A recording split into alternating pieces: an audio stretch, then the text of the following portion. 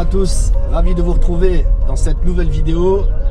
Content de vous proposer un nouveau format parce que là en effet c'est pas un live, c'est pas une vidéo de présentation d'une dashcam ou un interview de chauffeur.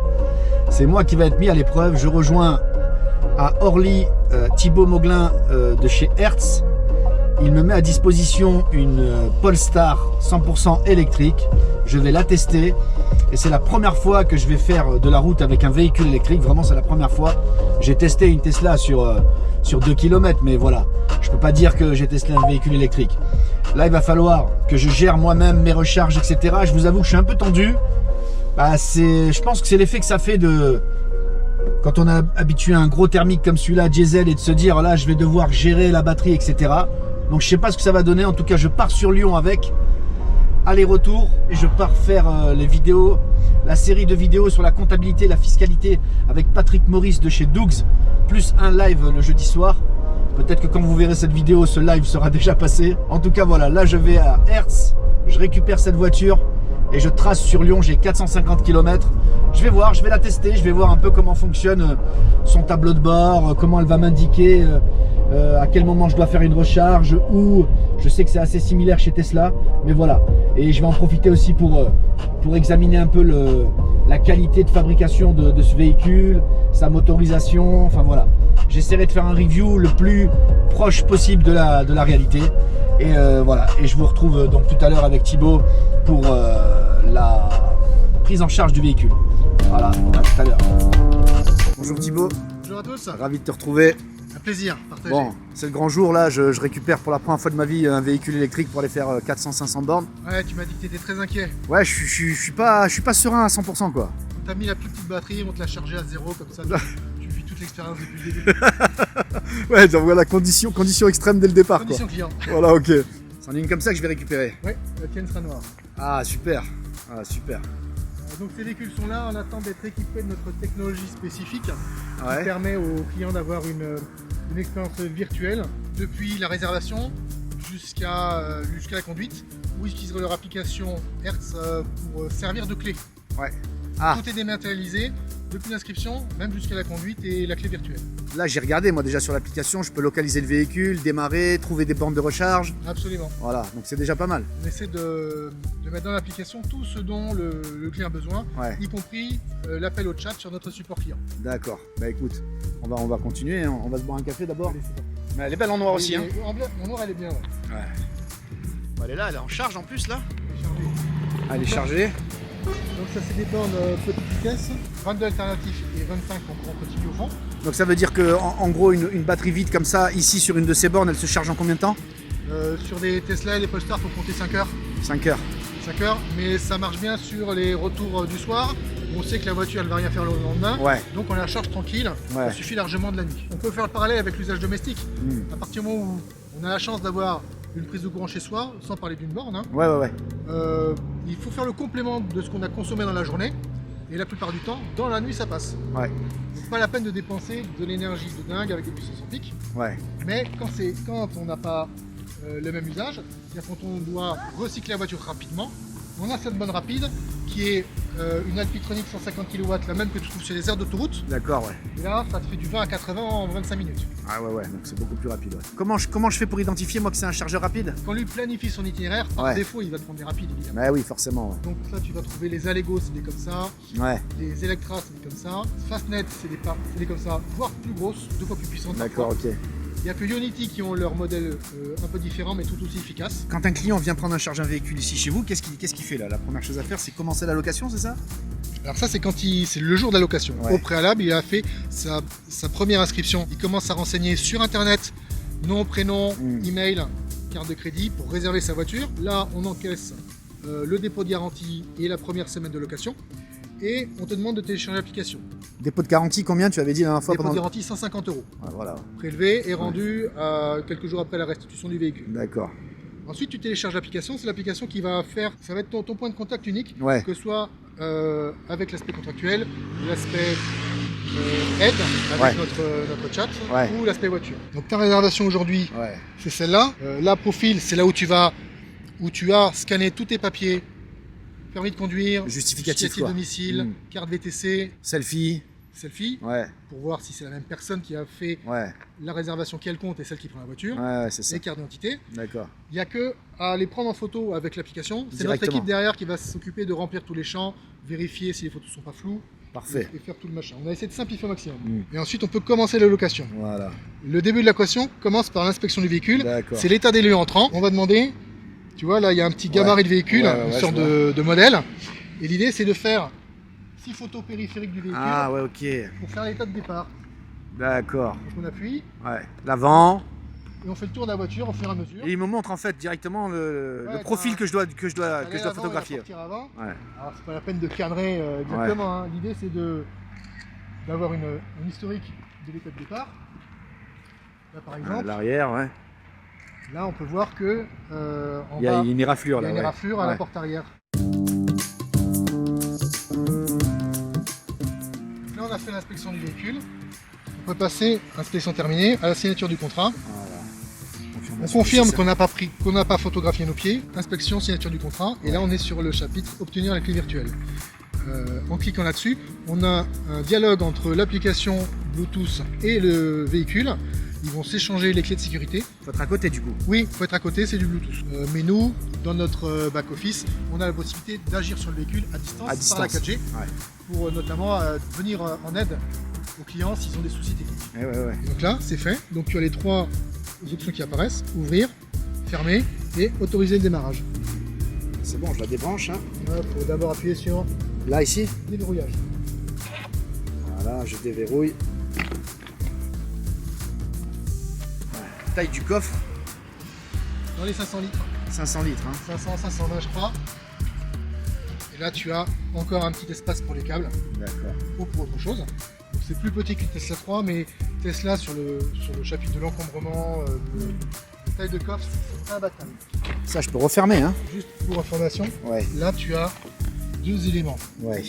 Là tu as enlevé une prise de charge rapide. Charge rapide. Elle Ouais. prend les 2 niveaux. Ouais, ok. Ce niveau-là se rebouche. Ouais, Et c'est ça c'est une prise, on va dire, lente accélérée. d'accord. Ça correspond aux câbles que tu as dans le coffre sur des bornes lentes. Lente ou médium, on les Lente appelle ou médium. médium. Voilà. Celles qui sont en courant alternatif.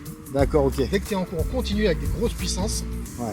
il faut utiliser 2 étages. D'accord. Et donc là, j'enlève le cache. Voilà. Ok, ok. Et les câbles sont attachés dans ce cas-là. Donc comme c'est une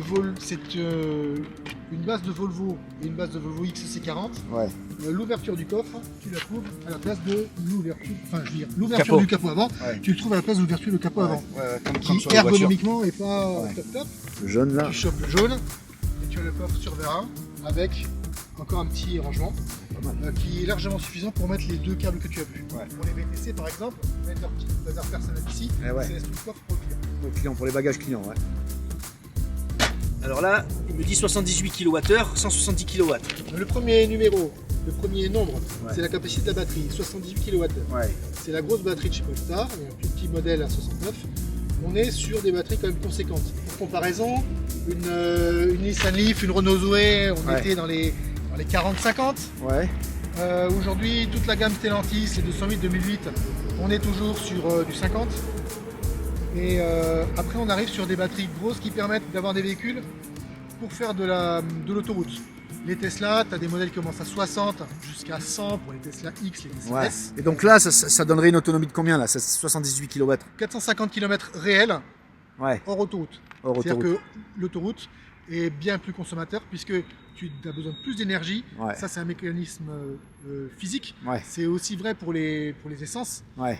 Mais à l'inverse, parce que sur les essences, comme sur autoroute, tu es à fond de 6e, le rendement par rapport au régime moteur est le meilleur. Ouais. Et tu consommes beaucoup plus en basse vitesse qu'en haute vitesse. Eh, clairement. Sur la voiture électrique, c'est l'inverse. C'est Comme il y a l'inverse, ouais. un réducteur qui correspond à un seul rapport, plus ton moteur électrique tourne vite, Plus tu plus tu vas consommes. vite, plus tu consommes. Ouais. Donc entre 110 et 130, suivant les véhicules, tu es à plus 10 ou plus 20% de consommation et donc d'autonomie en moins. Donc là, pour aller à Lyon, je vais faire un stop, quoi.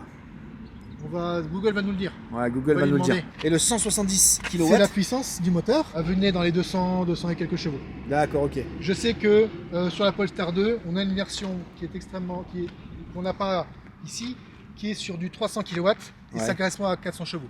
D'accord, ok. On est sur des puissances superflues, je dirais. T'as D'accord, tout ce qu'il ok. faut pour rouler. C'est parti alors. Alors c'est parti. Merci Thibaut. Et ben on se voit au retour alors. J'espère. Dans quelques jours, dans une semaine. Voilà. Enjoy. Bah, merci en tout cas pour toutes les explications et pour la présentation. En tout cas, je me sens déjà un peu plus rassuré. Moi, je suis un peu plus serein, là. Un peu plus confiant. Tu m'as mis en confiance et c'est une bonne chose. Du coup, je vais faire mon premier trip en électrique, l'esprit tranquille, je pense. Merci Thibaut. Avec plaisir. Apparemment, elle a le CarPlay. Il y a 2 ports USB ici devant, 2 ports USB derrière. Connecter un nouvel appareil. On accepte. Ben, c'est bon. Hein. C'est parti.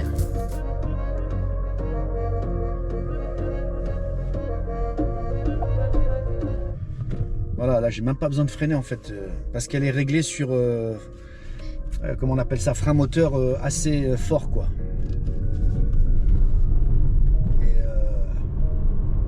Et franchement c'est incroyable, le couple moteur, on le sent direct. Hein. Ça a une reprise de dingue hein, les véhicules électriques, c'est juste incroyable. On va rester tranquille quand même parce que c'est limité à 50. C'est incroyable, incroyable. Et même le frein moteur, je relâche à peine l'accélérateur. Ah ouais, c'est ouf.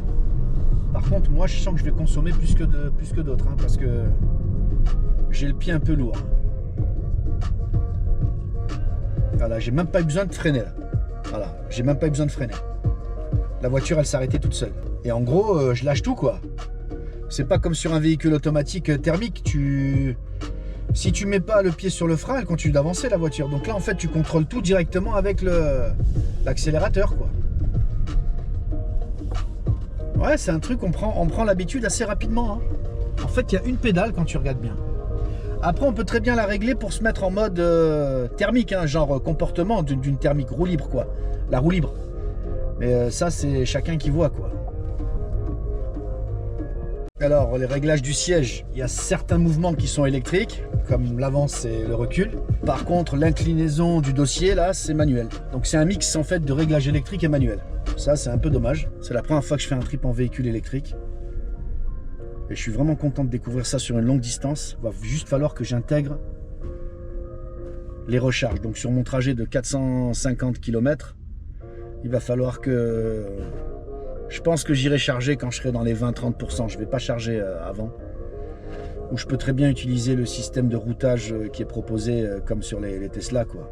Les caméras aussi. Le radar de stationnement, on a une vue de dessus là, parfaite. Voilà, sensation au volant. 3 modes, léger, standard, résistant. J'ai mis standard. Vitesse extra lente, j'ai mis off. One Pedal Drive, il est sur standard. Voilà, c'est le fameux frein moteur contrôlé par l'accélérateur quoi. J'ai mis standard. Je préfère rester en standard pour le moment. Et on verra en fonction de l'agrément de conduite, je verrai si je changerai certains réglages quoi. Assist, c'est toutes les options d'assistance. Maintien de la ligne, il est sur on. Ça permet de vous laisser sur la même voie quand vous mettez le régulateur, etc. Évitement de collision. Voilà, tout est activé par défaut. Et en charge ici, voilà, j'ai 98% de charge. Limite de charge, je peux lui dire par exemple limiter la charge à 50 ou 60%. Si je vais dans une borne par exemple et que je veux pas payer trop cher parce qu'elle est trop chère, pour me dépanner quoi. Ça permettra d'arrêter la charge à un certain pourcentage. Voilà, donc là je laisse sur 100 pour le moment. Et dans plus, statut, verrouillage, plein d'options ici, éclairage intérieur, éclairage extérieur, plein de réglages pour les commodités intérieures. Par contre, je vous dis, hein, ce qui me frappe, j'ai conduit pas mal de voitures, hein, même des thermiques et des grosses cylindrées. La patate que ça a quand tu appuies sur l'accélérateur, c'est quasi instantané, quoi. Ça monte, mais 170 kW, hein, la motorisation de cette Polestar. Tu le sens, tu appuies, ça part direct. Ah ouais, ça c'était le capteur de collision. Ouais, il a compris tout de suite que j'allais taper devant. Donc ça, c'est une option qui est activée, par exemple. Un autre truc qui est pas mal, apparemment, tu peux connecter soit le CarPlay, soit le système directement ici embarqué Android. Voilà, ici il y a le Play Store. Impossible d'ouvrir cette application en raison du fait que je suis en train de conduire. Mais là, Play Store, tu rajoutes ton compte Google, Android et tu récupères toutes tes infos. Et tu peux même utiliser, voilà, là tu vois quand tu roules pas, là ça devient accessible. à la Google Play, je peux me connecter. Et donc tu peux télécharger des applications Android et récupérer tout ton historique, toutes tes caractéristiques, tous tes paramètres. Celles que tu as sur ton téléphone, tu vas les retrouver directement ici dans le véhicule. Donc là, j'ai démarré depuis 15 minutes. Je crois que j'ai fait à peu près 60 bornes. En termes de bruit, quand on est sur autoroute comme ça, déjà on consomme beaucoup plus parce que je suis rarement à 130, je suis très souvent au-dessus de 130. Comme là par exemple, je suis à 140. Le bruit, il y a quand même ce bourdonnement comme dans les voitures thermiques. Hein. Même un modèle thermique récent, il fera pas forcément plus de bruit que ça. Au niveau des accélérations en ville, j'ai remarqué que c'est vraiment hyper réactif. Ça, c'est vraiment incroyable. La réactivité, la reprise des moteurs électriques. Et je pense qu'on le sent au niveau de l'appui au sol, de l'adhérence. Ça doit forcer beaucoup plus sur les pneumatiques. Donc c'est clair que les pneus, ils doivent s'user plus vite que sur un thermique, ça c'est sûr. Maintenant, il y a un truc que vous touchez jamais, c'est le frein. Même sur l'autoroute, je trouve que l'effet roue libre, il est pas mal. On a le ralentissement qu'on espère. En ville, en général, vous ne toucherez pas le frein à moins d'être vraiment lancé. Et là, vous serez peut-être obligé de freiner. Mais voilà, je touche presque jamais le frein. Donc c'est clair qu'au niveau de tout ce qui est plaquettes et disques, c'est pas quelque chose que vous allez changer aussi régulièrement sur une thermique, voire très très rarement. Là, la batterie, quand j'ai récupéré la voiture tout à l'heure, j'étais à 100%. Elle m'affichait 450 km d'autonomie. Bon, ça c'est le théorique. Là, j'ai fait 70 bornes. Je suis déjà à 76%. Mais ça s'explique aussi par la vitesse à laquelle je roule. Comme je suis sur l'autoroute, voilà, en vitesse de pointe, là par exemple, je mets les gaz. Je monte 160. Voilà, je suis bridé à 164. Là, je suis pied au plancher, 164. Donc, je vais pas plus vite. Donc là, en charge, je suis à 74%. Je vais pas me restreindre. Je vais pas me prendre la tête à mettre le fameux système de routage qui va me dire tu t'arrêtes là et tu charges. Écoutez, moi, je vais rouler. Je suis sur l'autoroute. Des bornes de recharge, il doit y en avoir beaucoup.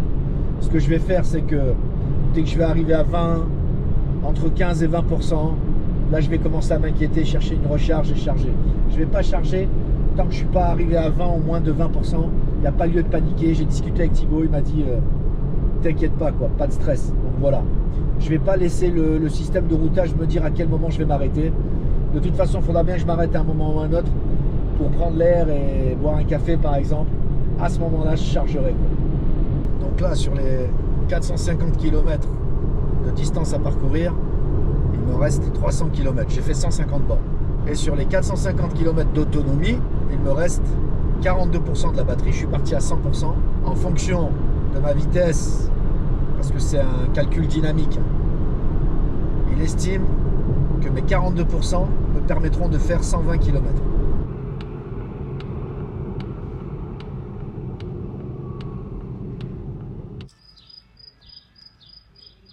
Connecter la fiche DC CCS. Alors c'est parti. J'enlève cette protection. C'est un super chargeur, charge rapide, 300 kW. Toutes les informations sur la charge, 27% au niveau de la batterie, 45 minutes jusqu'à 100%. Je vais peut-être pas aller jusqu'à 100%, peut-être m'arrêter à 81, 85. C'est la première fois que je recharge une voiture électrique. On peut déverrouiller le câble d'ici ou directement depuis le branchement sur la voiture. Là, on a bien une information comme quoi on est en charge, on est remonté déjà à 34%. Voilà, on a toutes les informations, ça clignote en vert, comme quoi le véhicule est en charge. Je vais aller boire un café en attendant. Voilà, je me suis arrêté, j'ai branché à 19h35. Il est 20h05, donc j'ai fait une pause de 30 minutes et je suis passé de 27% à 89%. Voilà, en 30 minutes et j'ai sincèrement pas vu le temps passer. Le temps de faire mes trucs, c'est vrai qu'une demi-heure, voilà, admettons je suis en famille, etc., c'est clair que je ne les verrais pas passer. Maintenant, si j'avais été tout seul, en général, je prends un café, je redémarre tout de suite, voilà. Quand on n'est pas pressé et qu'on calcule bien son temps, franchement, une pause comme celle-là, c'est vraiment pas gênant, au contraire. Maintenant, il va falloir voir l'addition aussi. Combien vont me coûter ces 50-60% de recharge? Ça, je verrai ça tout à l'heure. Et encore une fois, j'ai roulé vite. Donc c'est normal que j'ai consommé beaucoup. Et ici sur le tableau de bord, Polestar me dit, Polestar recommande 90% pour préserver la durée de vie de la batterie.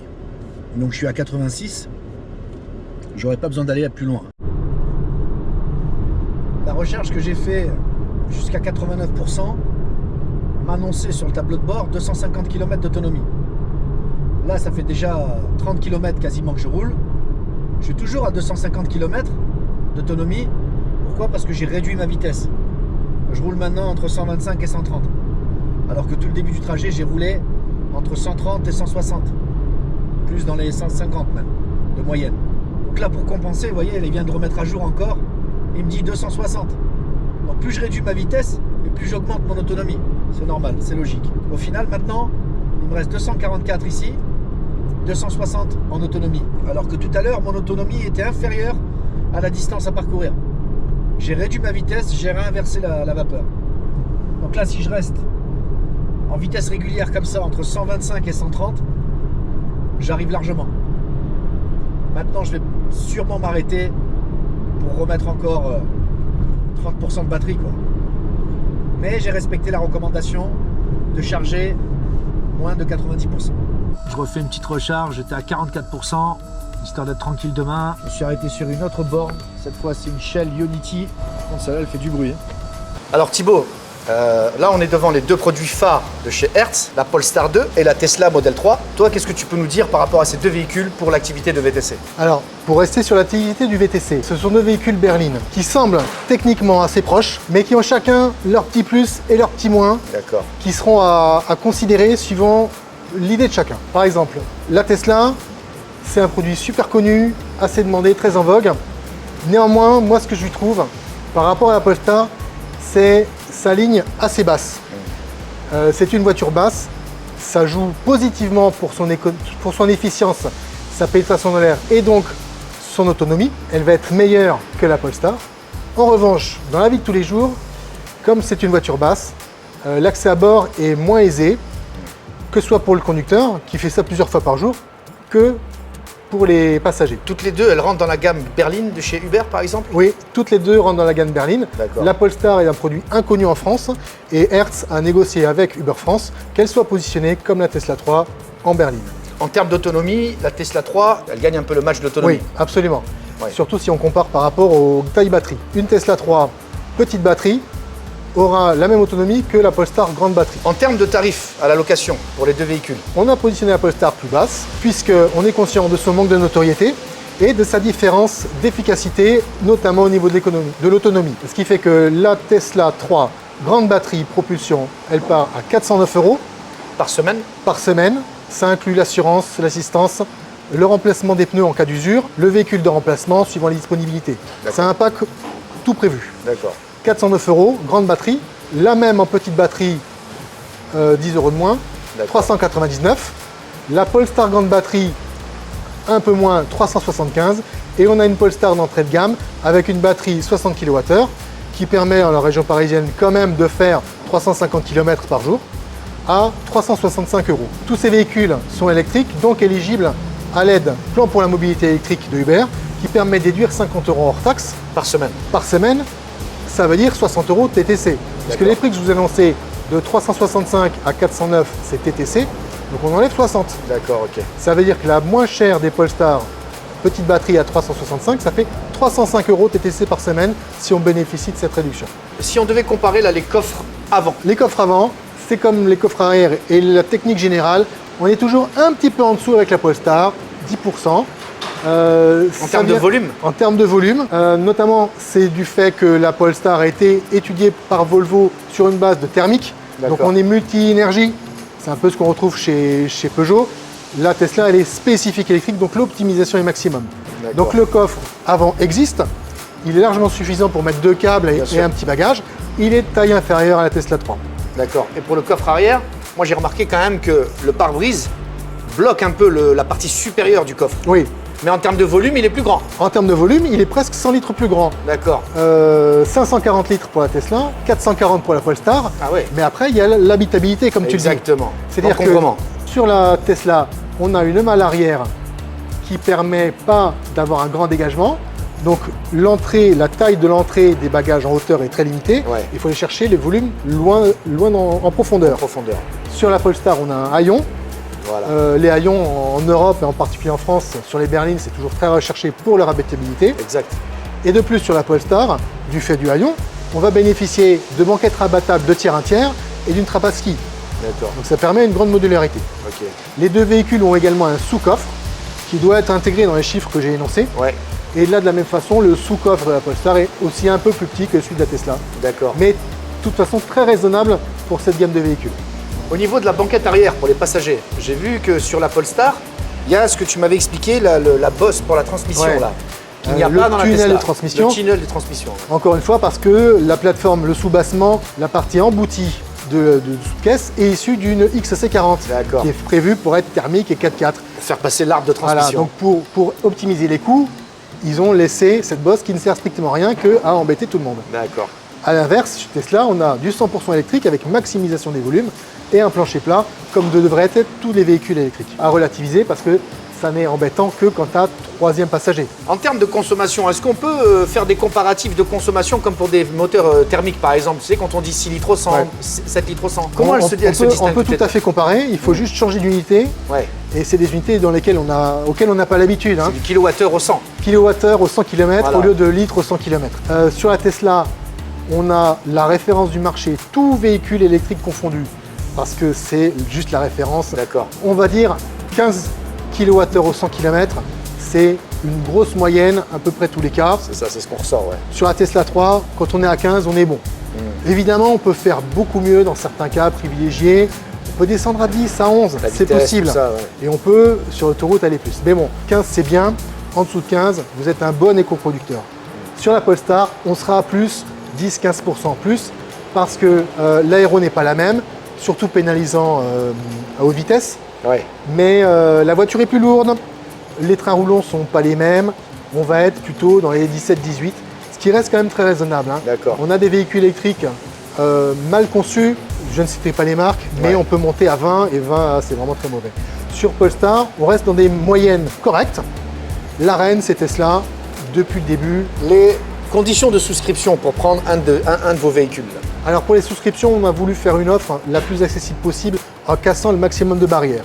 C'est-à-dire qu'au niveau, je dirais, administratif, on va sur notre site internet, on regarde la dispo, on réserve, il y a un mail qui arrive avec la suite de toute l'inscription pour notamment fournir les pièces justificatives nécessaires, mais de façon très fluide avec le téléphone et l'application dédiée. L'application Hertz dédiée pour les VTC. Voilà, Ouais. on n'a pas besoin d'envoyer des mails, de présenter des pièces à Engagement quelqu'un. minimum.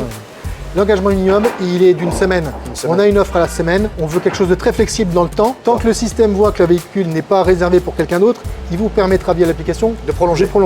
A l'inverse, si vous prenez 6 semaines et que vous changez d'avis, le cas précis c'est j'ai voulu tester le véhicule électrique pour voir si ça convenait. Je m'aperçois très rapidement que ça ne marche pas du tout. On réduit, on s'arrête. Pas de problème. La semaine entamée est due bien évidemment, Ouais. mais Pas de pénalité. voilà, il n'y a pas de pénalité en cas de modification Ok. de la durée du contrat. La caution? Le dépôt de garantie est de 150 €, D'accord. prélevé au début, rendu après la fin du contrat. Comme c'est une location à la semaine, chaque semaine, on va prélever le montant hebdomadaire de la location, D'accord. 2 jours avant le début, et ça chaque semaine. Je mets dans la description le lien qui permet d'aller directement faire une réservation chez vous. Thibaut, merci pour toutes ces précisions, toutes ces explications. Merci aussi de m'avoir prêté cette Polestar. Je me suis régalé. C'était la première fois que je faisais un si long trajet au départ. Grâce à tes petits conseils, même les conseils que tu me donnais sur WhatsApp sur la route, ça m'a vachement mis à l'aise et rassuré. Et au final, je me suis retrouvé à conduire de la même façon qu'avec mes vieux thermiques. Je me suis arrêté, j'ai fait quelques pauses, j'ai rechargé. J'ai pas senti vraiment de contraintes ou de pression particulière. Au début, c'est vrai que tu es là à surveiller le compteur, tu es en panique permanente. Au retour, crois-moi, même quand j'étais à 10%, j'étais zen. Ouais. Surtout que j'avais le badge Hertz en illimité, donc je me suis dit, je m'arrête à la première station, je Ça ne regarde même sera pas le le cas tarif. pour tout le monde. Donc voilà. Tu as été très zen, mais c'est parce que tu as été bien coaché. Ouais, voilà. Et une fois qu'on le sait, c'est bon, ça roule. Mais nous, on sait qu'une première expérience à véhicule électrique, ça nécessite une adaptation plus ou moins grande. La Tesla, il faut bac plus 5 pour l'écran. Ouais, On en est conscient parce que c'est ce que vivent nos clients classiques de chez Hertz. exactement. Et on est là pour justement donner ces conseils. Un véhicule électrique, ça ne se conduit pas tout à fait, ça ne s'appréhende pas comme un véhicule thermique. On est là pour apporter ces conseils et faire que ça se passe bien. Nos agents sont là, nos services clients via l'application sont là. Ok. Et pour nous, c'est important d'être support de nos clients pour vous aider à la transition électrique. Et de quitter le parking déjà avec les informations Absolument. principales. Voilà. C'est pas juste tiens la clé et vas-y débrouille-toi quoi. Donc ça c'est bien, cette petite pédagogie avant de partir quoi. Je sais pas si vous avez d'autres véhicules là prochainement, peut-être des MG non? Donc au niveau de la gamme, elle commence avec la Tesla Y. On a les 2 versions de Tesla 3, petite grande batterie. D'accord. 2 versions de Polestar, petite grande batterie. D'accord. Une voiture d'entrée de gamme, plus accessible encore que la Polestar. La MG4 est disponible à l'heure où on fait la vidéo sur Place d'Italie. Mais quand la vidéo sera publiée, on l'aura aussi à Clichy. À Lyon aussi peut-être non? Donc à Lyon, ils sont très amateurs de véhicules électriques. Donc ce qu'on va probablement faire, c'est remonter les Ford Kuga bioéthanol sur la région parisienne et descendre des MG4 pour voir comment ça marche. L'avantage des MG4, c'est que c'est un véhicule qui a la même taille de batterie que notre première Polestar, 64 kWh, donc une autonomie très intéressante. Elle est d'un plus petit gabarit, le coffre est beaucoup plus contenu, mais c'est pour ça qu'elle va aussi être un tarif encore plus abordable, 355 € par semaine. D'accord. Ce qui fait que si on bénéficie de l'aide à la mobilité, 355 TTC moins les 60 TCC, 60, fait 2,95, on est moins cher que notre entrée de gamme Toyota Corolla hybride. En tout cas, merci beaucoup. Merci aussi pour ta participation sur les lives, pour ta participation sur le forum où tu apportes aussi des informations au-delà de parler des services que propose Hertz. Tu arrives aussi avec tes précisions et tes compétences en tant qu'expert en électrique. C'est un plaisir. Et ça, vraiment, c'est très remarquable sur le forum. C'est un plaisir. Voilà, je te remercie Thibaut, je te dis à très bientôt. Merci beaucoup, à bientôt. Merci. La vidéo est terminée. Si elle vous a plu, je vous invite à la liker et à vous abonner si ce n'est pas déjà fait pour ne rien rater des prochaines vidéos. Hâte de vous retrouver dans une prochaine. En attendant, prenez soin de vous et soyez prudents sur les routes. À bientôt la zone.